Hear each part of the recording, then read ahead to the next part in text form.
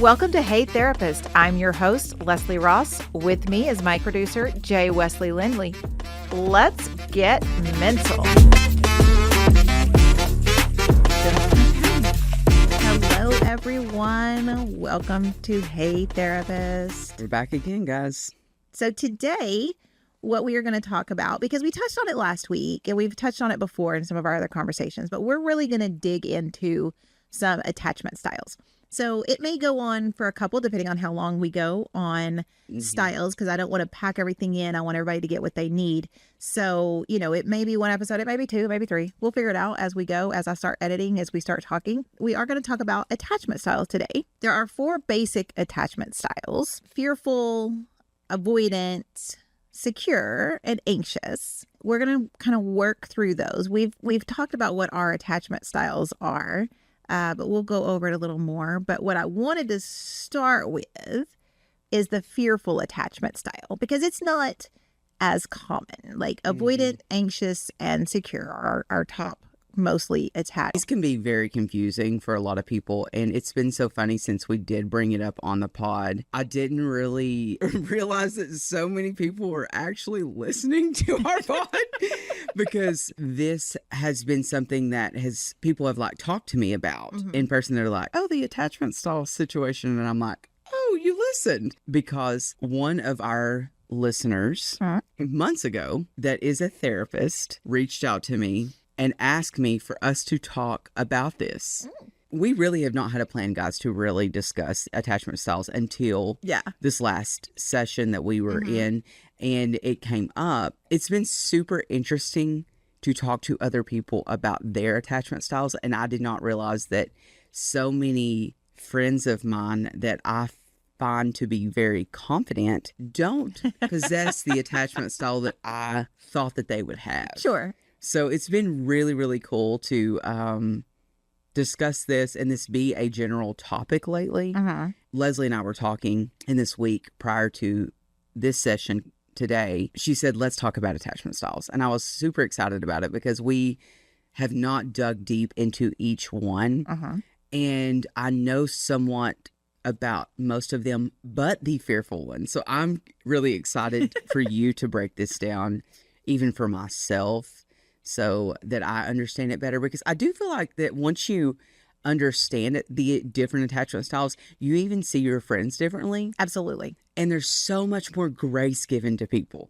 There's this level of grace that, and not on all levels. People know what they're doing, but you just view people differently. Yes. And you're like, oh, this makes complete sense right now. So anyways, go ahead. Yeah. And before we get going, there are, if you don't know your attachment style, there are free things out there. If you just Google, what is my attachment style? Some of them are going to be a little hokey. The website looks hokey. Don't use that one. But, you can find free tests. There's tests you can pay for, and it's just a few simple questions about your preferences. And when you're doing any of those types of things, your love languages, your attachment style, answer honestly. Don't answer the way you want to be. Don't answer the way you think you should be. Answer honestly. And your behaviors and the behaviors you have, just answer honestly. And then you can get a better understanding. And then you can work to be who you want to be. Because, for me, I've said it 1,000 times, I am anxiously attached. I'm pretty secure most of the time. I'm a pretty secure person because I know who I am and my value and all those things, but I am anxiously attached. And so I get very in tune with someone and I get a little and we'll talk about that later. But I know that about myself. You learn about each attachment style. And like Riley was saying, it helps you understand better your partner, your friends, your family members. Why are they doing this? Oh my gosh. Well, it's because of this. Okay, let me change my language a little bit. Let me figure out how to work with that. Let me just give a little reassurance and they'll chill, which is true for most of these. So, the first one we're going to talk about is the fearful attachment style. And it's also known as the disorganized attachment style. And it's where the individuals that are fearfully attached have a real difficulty trusting people. Their behavior is usually very inconsistent and they self-sabotage a lot. So they're pretty unpredictable in their behaviors. And I do have notes for this one because I wanted to get all of them correct because they do blend together a lot of times. And a lot of traits you see in one, you may see in the other, but it's what is more leaning to get them on their one attachment style. So a fearful avoidant is mostly caused by neglect, abuse, or trauma. And a child growing up in this setting may fear the caregiver. And the fear can be just a fear of being spanked. It can be, in more extreme cases, abuse. Whatever it is, it's very confusing because their partner brings both comfort and fear. So when you have someone who kind of stays in abusive relationships, those types of things, though there's a lot of other concepts that go into that, a fearfully attached person may not see the issue because love and pain were brought together. So the fear that they feel is because they love me. Like I gotta stay in this. So it can be unpredictable, frightening, but also comfort in there. So they may learn to associate attachment with fear and anxiety. So what you're saying is they don't know the difference between the two. Correct. They're not able to make that. Okay. When I have love, it's scary. So when I have love, it's painful. When I have love, it creates this fear. It creates this inconsistency. It creates this unknowing. And so that's what it's supposed to be. Or they could be themselves the person that's creating that because that's what they were shown, right? Well, you're supposed to fight. You're supposed to not get along. You're supposed to have these things. You're supposed to, because that's how they knew love.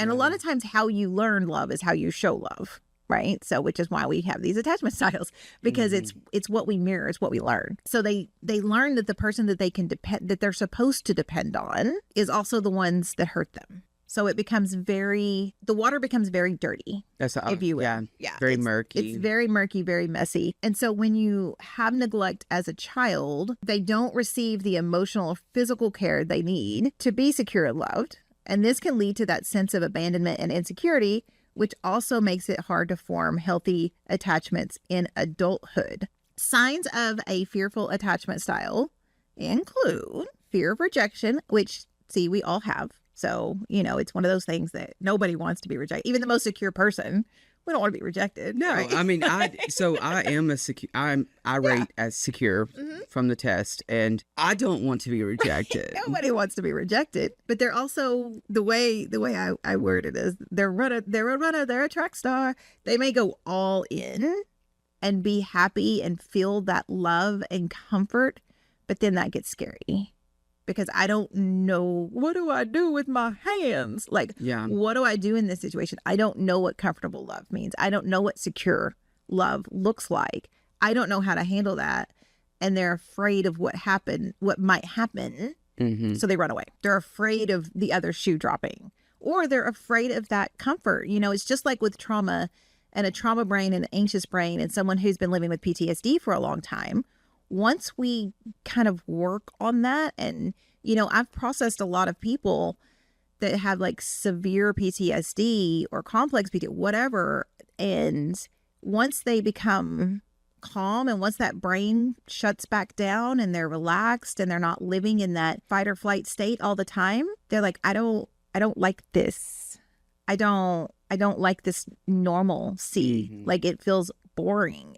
I'm afraid of my anxiety coming back. I'm now, with my own thoughts. I don't know what to do now because before I was, doing all these behaviors and I was fighting all these things and I was distracting myself. And now I'm just like sitting. So I feel like I'm lazy, but it's just because I'm calm. So it's really a hard thing to adjust to get back to that level of security and that level of calm. Do you feel like that with this fearful attachment that they only know chaos? Yes. And they're only comfortable in chaos? Okay. And they may pick the fights. They may start fights for no reason. This makes, is it crazy that you can like think of Oh, no, absolutely someone not. that you're like, there's like 5 people that just popped in my head sitting here and I'm like, oh my gosh. Yeah. This one's interesting. This is a very interesting attachment. Yeah, and it's one that doesn't get a lot of talk, but I think it's way more common. This is way more common from what you're telling me than what a lot of people think because the buzzwords we hear are avoidant anxious, avoidant anxious, avoidant anxious. They don't talk about the fearful. And we barely even hear much talk about secure. Oh yeah, no, we which is the highest, by the way. It is the highest level. Like if you look at all the tests taken and all of the surveys done and research, it is the #1 attachment style. But only 66% of people are securely attached. Me, I'm in the 66, guys. You know, it's the #1, but it's barely there. Yeah. Right. Like, so That's it's true. It's there's not a lot of securely attached people because there's not a lot of people who either had these childhoods where things were good. Yeah. Or have done the work. Yes. To be securely attached. So it is the most common, but by a small margin. Yeah. You know? That is a small margin. And so I think the fearful really is, I really do think people get fearful and avoidant mixed together a lot. I agree. But the fearful just leans more on that. When we're fighting, that feels right. When you're pulling away, when you're being hateful to me or whatever, okay, I know what to do with that. When you're being sweet and romantic and compassionate, I'm like, what are you up to? Do you know what's crazy? Like you saying that, I've heard people say they must want something. Yes, that. And my first thought has always been, why do they have to want something just because they're being nice to you? You know, I mean, you even hear parents at a young age, you know, parents do this to a kid at a young age and say, what do you want? You're being good. That is scary kind of to think of. Like you're actually like almost teaching your kid that fearful attachment is normal. Yes. Performative is to accepted. Be, oh my gosh, this is wild. Like I'm kind of mind blown. Like there's a light bulbs going off right now because I'm like, not me analyzing every person that I come in contact with now.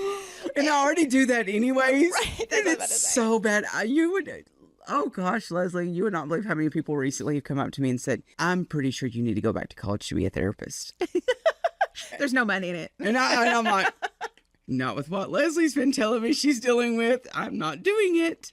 I'm not doing it. Don't do it. But anyways, okay, sorry. Yeah, no, it is true. People like to say, and I hear this all the time in sessions, well, I don't want to blame my parents for everything. I don't want to blame my parents. Your parents are the reason you are who you are as an adult. Amen. And it may not be your parents. It may have been your grandparents. It may have been your aunt, uncle. Whoever raised you, whoever left you is the reason you are who you are as an adult. Period. We may not want to blame them. They may be good people, but they cannot be good parents. They may not have been good at that time.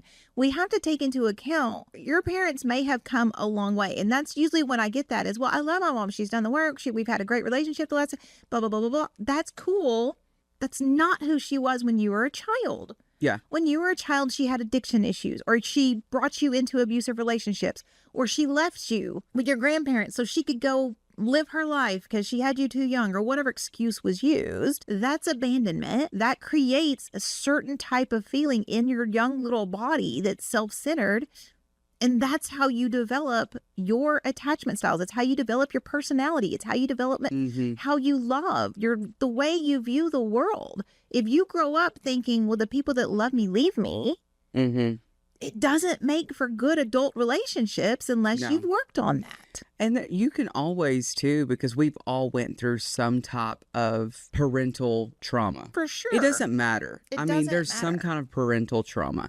But the difference is how we view it and how we have grown from it. And it's not that even to this day, I don't blame my parents. I look at it and say, this is who they are and who they were. And we have grown beyond that. I still hold them accountable for that part of my life, but I've moved on. Yeah. It's not about me. Well, they've gotten better. No, they have gotten better, but I still know what they did when I was a child. Totally fine. Let's move on. Let's stop going, but they've gotten so much better. So I don't want to blame them. It's not about the blame. It's the fact that we're admitting to their wrongful reactions and what they did to us. And we turn that chapter of that book and we move the fuck on. End of story. Work on it. Yeah, because they may have been, you may be able to look back and say, they were doing the best they could. They grew up this way. Yes. That's how they were raised. That's cool. And that's fine to give that grace.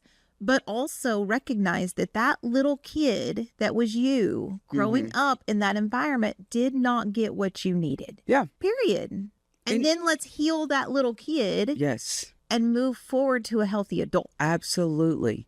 That's where we're at. And that's why it is important to know these little things about you, your love languages, your attachment styles, all those things. So you can know what you need to work on. So you're not putting that responsibility to fix you on someone else either. Absolutely. Like, I'm anxiously attached. I know that. I have relationships with people who are not. But I let them know, listen, I understand this about myself. So I give you permission to be like, babe, chill. You gotta chill. Like, this is what's happening. Like, all right, you're right. You know, I understand that sometimes I go a little off the rails. I need you to just be like, listen, you're good. Stop it. Because I recognize that. Sometimes I can't stop it. Yeah. I could. I don't try hard enough. I'll just rephrase that. I could stop it.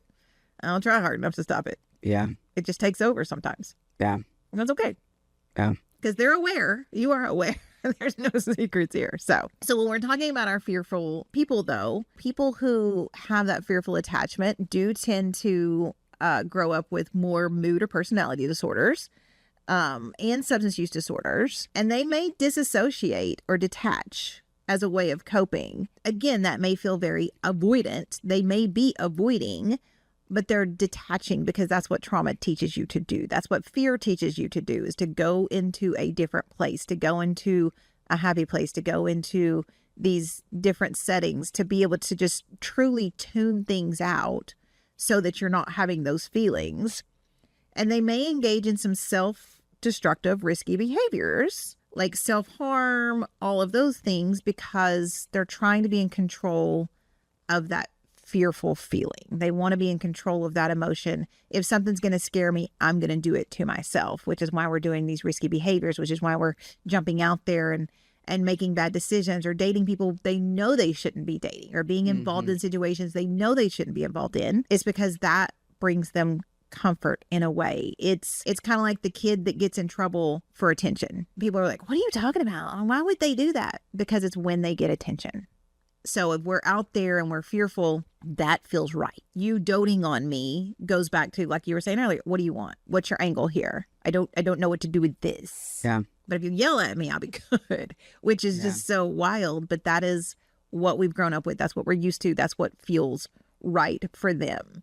So it can be really, really confusing for someone in a relationship with someone who's fearfully attached, because everything may be going good, and then you have this little thing that happens and they have this big fight, and then they act like everything is fine. And you're like, what just happened? Because you, maybe as a securely attached person or one of the other styles, is like, whoa, what? This does not feel good. I don't know what's happening. And they're just like, oh, it's okay. Let's just go. We're good now. You're like, what are you talking about? No. And that makes it really hard when you possess a different attachment style and you get in this very confused head, like you just said, of like, what's happening right now? And these people are just completely sweeping everything under the rug and disassociating any feelings. I can't do that. But some people, I see it often. Yeah. Like, I really do. And I'm like, okay, so we're not going to talk about this. Okay, cool, great, good. Yeah. And with all of the attachment styles, you know, everybody wants to be loved. Yeah. For the fearful attacher, they want to be loved. They want that so bad. So they may seek it out. They may draw you in. They may be in that relationship and then they're going to run away. But they don't know what calm love is. Correct. That's a good way to put it. So they only know what chaos love is. They don't know what calm love is. Okay. Yeah. They're that couple that fights all the time. Yeah. That are still together. That everyone's like, what is happening? Like the couple that when you know they're coming to dinner with the group, you're like, fuck. Yeah. They're going to be fighting. Somebody's going to be crying. Somebody's going to leave. But they've been together for 15 years, you know? Yeah. They are that couple. Yeah. And they create chaos for everyone else. Yes. Yeah. Because it feels comfortable to them. For a lot of those with like fearful attachment, they don't really recognize the chaos that's being created. Because they're so used to it. That is their normal. Yeah. Calmness is not the normal. Yeah. Like just being chill is not their normal. Chaos, arguing, pulling away, rejection, all of those is their normal. So they may be in that relationship and then pull back or run away because now it's scary, and I'm going to control when it hurts. I'm going to control when I get scared about it. I'm going to run away. So they can really detach pretty quickly, which is because they never really attached in the first place. Like, their feelings may be genuine in a way, but when you can't be all in because you're always fearful, you're always afraid someone's going to reject you, you're always afraid, all of these things, it's, I'll do it first. Can't leave me if I leave you first. What? Oh my gosh, I've heard all this so many times from we people. all have. I mean, I think everyone has. Yeah. That you're like, what are you doing? Well, you were gonna leave me anyway, but I hadn't planned to. Yeah. But all right, pop off. Like, Yeah. sure. Go ahead. I mean, Yeah. I'm not gonna fight for someone that doesn't want to fight for this, but and it's internal, and I think that's where a lot of times people do make excuses. Is once you do kind of understand attachment styles and love languages and those types of things, it's real easy to make excuses for someone else's behavior because you know this about them. And that's okay for a little while. That's okay while they're actually working on it. But if they're not working on it and you're always making excuses, if you're happy with that, that's fine. Like, if that's the relationship you want, you like it, I love it. But if you're getting frustrated, if you're getting all of these things, if you're unhappy trying to teach this person how to be in a relationship, that's not your job. No.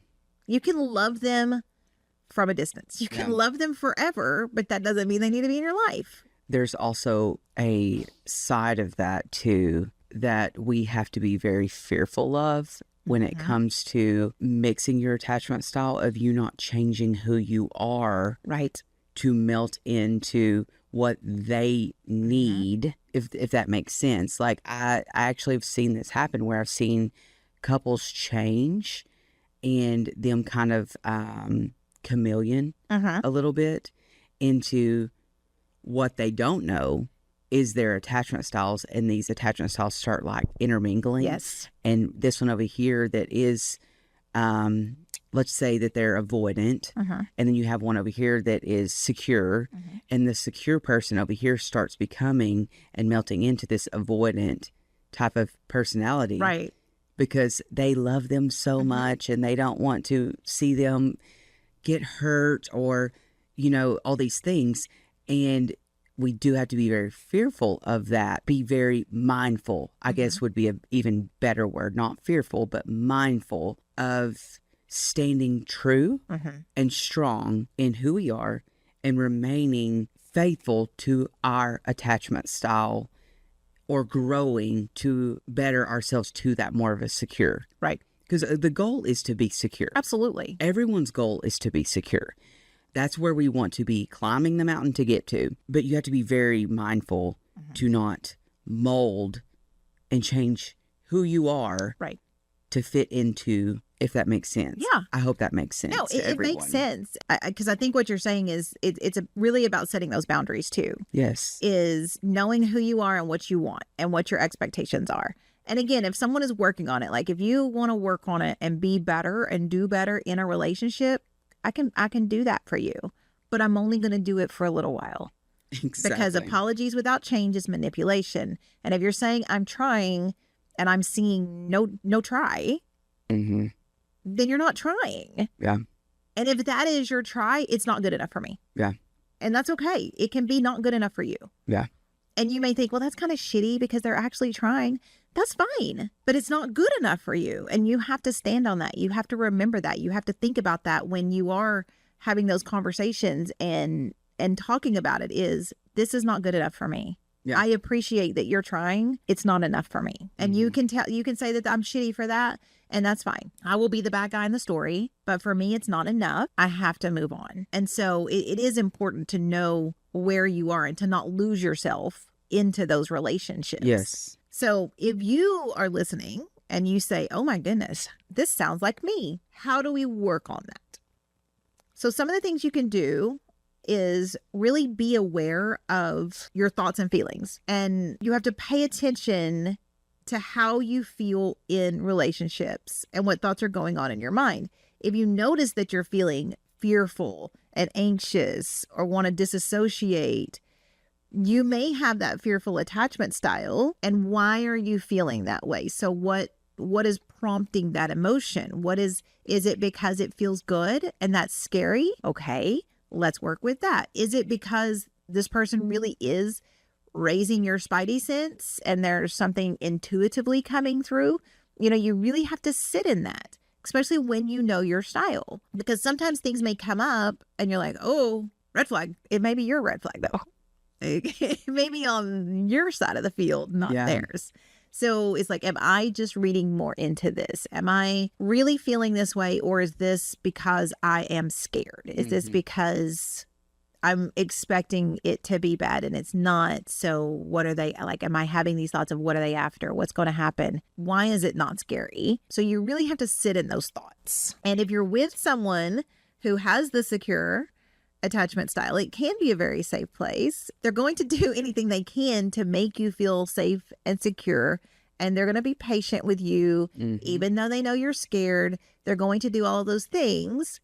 You don't get to take advantage of that. Yep. You have to do the work, whatever that looks like, be it with your partner, be it with a workbook, be it with a therapist. Do the work to figure out what you need to shift so that you can truly feel secure and you can move into your own power of knowing, I want you, I don't need you. And that's really what I think good attachment and good relationships boil down to is, I want you, I don't need you. I may need you in moments. I may need your comfort. I may need your whatever it is, but I don't need, I can self-soothe if I have to. I can do all of the things I need to do for myself. I don't need you, I want you. And that's where that shift comes in. And challenge those negative beliefs about yourself. If you have those negative beliefs that you aren't good enough, that people are going to leave, that if they're not being mean to me, they don't love me, if we're not fighting, it's not good. Because I hear that from people. One of the conversations between Travis and Taylor on, I think it was on the New Heights podcast, maybe it was on one of those, where he was talking about the fact they've really never fought. They haven't had an argument. They've never fought. And we were like, well, that's not healthy. Why is it not healthy to not fight with your partner? Yeah. Like, he didn't say they don't have disagreements. He didn't say they don't have to compromise sometimes. He said they never fought. That's healthy, guys. Yeah. You shouldn't be fighting with your partner all the time. Like, that's not healthy behavior. So challenge the belief that, well, if we're not fighting, there's no passion. Well, and that goes back to when Leslie is telling you as a person to sit in it and figure out where these feelings are coming from. When you get in that headspace of, oh, why are they doing this? Or what is this? Ask yourself, why am I feeling this way? We talked about this multiple podcasts ago. And this is why, I mean, not to sound like a parent, this is why we do discuss these things on here. And we bring things up like learning how to ask yourself, why am I feeling this way? Why am I feeling happy in this moment? Why am I feeling sad in this moment? When sometimes we shouldn't be, or we should be feeling these feelings.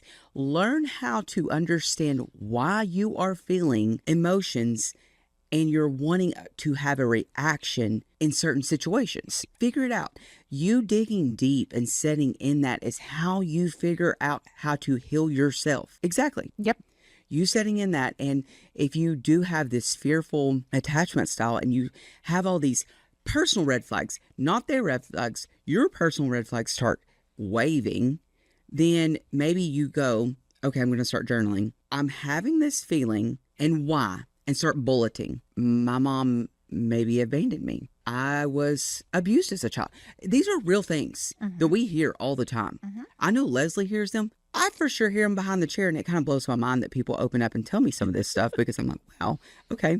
But these are actual things that people go through. But what they don't understand is they're not sitting in that and going, hey, I dealt with this. I need to heal this childhood trauma that I went through so that I can be better for the person that I'm with and move on. I mean, we have to ask ourselves, why am I feeling this feeling? Where is this emotion coming from? because it's coming from somewhere. Absolutely. It always is coming from somewhere. So when she's talking about this and Leslie's giving you this fantastic advice that you're not having to pay us $150 an hour for, you're getting, all of you guys are getting to listen to this for free. This is literal good sound therapist advice coming from someone that is professional. So take it and do some work on yourselves. I mean, truly do some work on yourselves. It's amazing what it will do for you. Sorry, move on. No, I love a good Riley rant. Sorry. I literally can get on a rant quick. But I think it's because we have done the work and it's hard. It's not easy. It's not comfortable to really explore your flaws. And it shouldn't be. Oh, It should not be one of those things that we sit in and be like, this feels so good. right? I'm so glad I talked about my childhood trauma. But you're going to feel that way if you do, because you're going to understand yourself better. Because a lot of times we do make it into adulthood and have no clue about the whys of it all. Why do I do this? Why am I operating this way? Why am I feeling this way? Why do I act like this? I don't know. I just do. It's who I am. And if I hear that God. one more time, I can't with it. I'm going to tell y'all right now, that's a level of me that if you're in my presence personally, that's not being filmed, I'm fixing to set you down. We're just having a hard conversation. I don't want to hear that. It's not who you are. And if it's who you are, is it who you want to be? Where's it gotten you? Yeah. Ask yourself, Yeah. where How's am I that working today? for you? How is this working for me? Is this working in my favor of Right. who I am? Ask yourself. Yeah. Why am I feeling this way? I hear that in all my relationships. I had somebody not that long ago I was talking to. It was just one of my friends I was talking to. And it's like, well, yeah, I mean, I've heard that in a few of my relationships. Oh, you have? Bro, then do Are you something. single still? That's what I was like. If you're Yes. still single, then okay. Yeah. Here you go. Someone I bet literally. you have. Okay, we'll pause there just because this just recently just happened to me, and I'm going to tell you guys from a personal experience and me being very vulnerable to open up about my personal life. Someone asked me point blank that I was talking to. He said, "You're 38. You obviously have a level of success, but why? Why are you still single? If you're so great, why are you single?" When I tell you, I was like, like I almost, because I know why I'm single. There's a lot of factors in that, which I can blame so many things for it. Sure. I mean, there is a lot of things against me when it comes to where I live and things like that. Yes, I can say that all day long, but I had to be very vulnerable, and I dug deep, and I was like, why am I still single? I took a break from dating. I have always placed success and money above everyone, straight up. And I told him that, because that is honest to God, the truth. Right. That is why I'm single. There's no other reason. I mean, like, I'm telling y'all right now, I'm an attractive man. I stand secure in that. I'm a successful man. I stand secure in that. Like, I'm a good person. I've done the work. Right. Like, but I'm telling you right now, the downside of Riley DeWitt is I'm going to choose having money and my job. And I always have done that over everyone, family, over my friends. I literally had to come to terms with that. And I'm like, wow, this is the reason why. This is the reason why. Guys, this just happened like literally 2 weeks ago. No joke, that this person asked me this. And he literally responded back and he goes, "Thank you for being honest with me and vulnerable." He was like, "So are you in a place now that you're ready to choose a partner if that happened?" And I said, absolutely. Yeah. I'm in that place where I am ready to choose, because I do believe that we can have it all. I've never known until now, and into I would say the last year, how to actually balance it. Right. And how to have boundaries for my own life, not just for other people, but for my own life. But I'm going to tell you all, that question hit me hard. And I was like, oh, I have to be real with myself. Yes. I mean, like, I'm not perfect.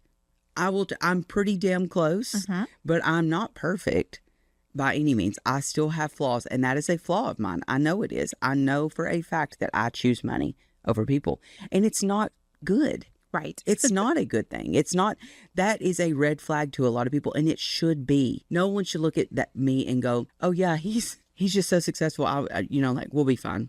And a lot of people, that's it, because they don't want the actual connection. I want actual connection. Like, they want someone who is successful, who doesn't care, who just wants to make the money. They want to be able to go have fun and spend the money. Someone that they can have fun with, but not actually be all in love. Yeah. And And that's a lot of the reasons, because I would get that question too, why aren't you single?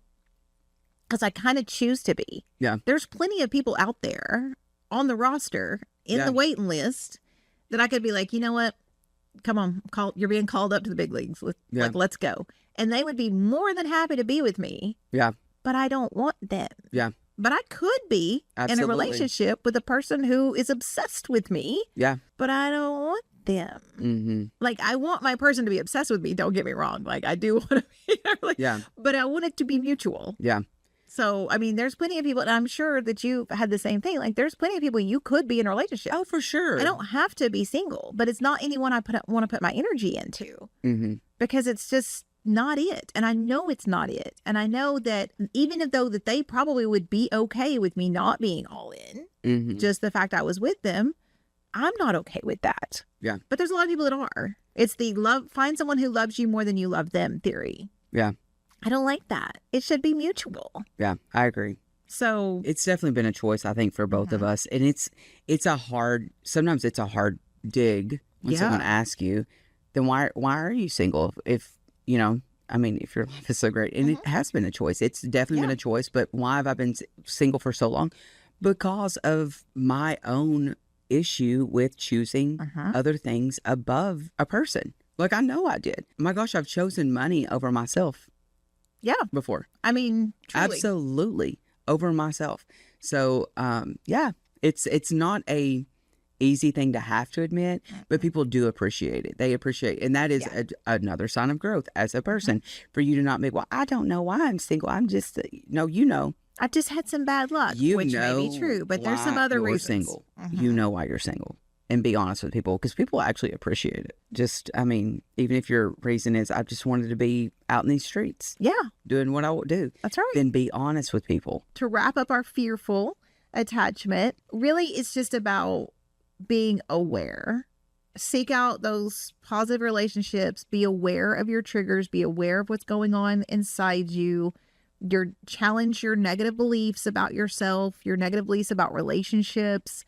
Practice that self-compassion, and go get help if you need it. It's okay to need help to understand these things, because you can learn to manage that fearfulness. You can learn to overcome the need to run when it gets good. You can learn to manage all of those things. You just really have to understand that about yourself. You have to understand what's going on inside you before you can operate toward other people. Yeah. You've got to know how you're doing those things. And also, I just thought about this too, because when you are deemed, I'm trying to think of the correct term, deemed as a specific attachment style, doesn't mean it's forever. Right. Okay. So I don't think that we've actually said that yet. That's a good point. So we also need to put that out there, that if you're setting in a fearful attachment style and you put in the work, then you can move towards becoming that more secure person. You may have to work through from fearful to be working through your avoidance stages, and then you working through your anxious stages. And then your goal is to always work towards secure. That is not something that you're always stuck in, just like we've talked about the love languages in the past. And the love languages and the attachments are not the same. Not the same. They do coincide somewhat, but you guys need to understand that they are not the same. And you need to know your attachment style far above you knowing your love languages. Love languages are great to know, but everyone has put so much importance in relationships on love languages, and love languages mean nothing if you don't know how to navigate your attachment style. Agreed. So your love languages can swap and move. We possess all 5. We've talked about that before. They can change places. They can move around depending on where you're at in your life. You inhibit all of them. This isn't like you are a superhero. And you have been put on I am the fearful attachment superhero and I never change. No, the goal is for you to grow and you to move beyond fearful attachment and you work through that. Now, if you listen to this and you don't want to, then you probably need to just not even listen to Hey Therapist anymore. Right. We're not the podcast for you. You need to go listen around to something called Fuck Around and Find Out or something like that. But Go listen to one of the man we're not. machismo. We are not the person for you, and you should probably just turn this off and not listen anymore because we're gonna hurt your feelings. Anyways. Yeah, no, that's a very good point. That's a very good point. I don't think, because I think that some people like sit in that, and I'm like, wait, you do realize that that's not a forever, right? It goes back to it's who I am. Yes. But is it who you want to be? Like, that's okay. It's who you are right now. Is it who you want to be? And if it is, okay. Hey, so here's another thing that we could view too, and we could, as a challenge to our listeners and even to ourselves, make a list of who you want to be. Set out everything and let it be from the most bizarre thing to the most simple thing, and you write it all out. Then take your attachment style test and see if it lines up at all with who you want to be. Yeah. And start that as your goal. Like, we all want to be typically we all want to be a better person. Sometimes it's who I am. You know, and I feel like that a lot of our listeners are not it's who I am person. I don't think so either. But if you have a friend that you feel like struggles with the attachment styles, send our podcast to them. Like, I'm going to, as soon as we produce this and it's out, I'm definitely going to hit this hard and heavy on social media because I've had so many questions about attachment styles. So we are digging really deep and covering, and Leslie's covering a lot of these, and with my commentary on the side. So this would be a good way for you to send it to a friend and say, hey, I love you. I know you struggle with this. Listen to the breakdown of these. And we do try to make it somewhat lighthearted for you guys. So yeah. So what's our next one? So next, let's talk about secure attachment style. On that note, everyone, we are going to stop this episode. We are going to continue this conversation next week. So join us next week. We will see you guys then. Thank you for joining us on Hey Therapist. For my co-host, Riley DeWitt, I'm Leslie Ross. You can contact us on the website at heytherapist.com or on our socials at Hey Therapist Social. Hey Therapist is an SEOK radio production and is for your entertainment purposes only. Thank you for joining us. Make good choices.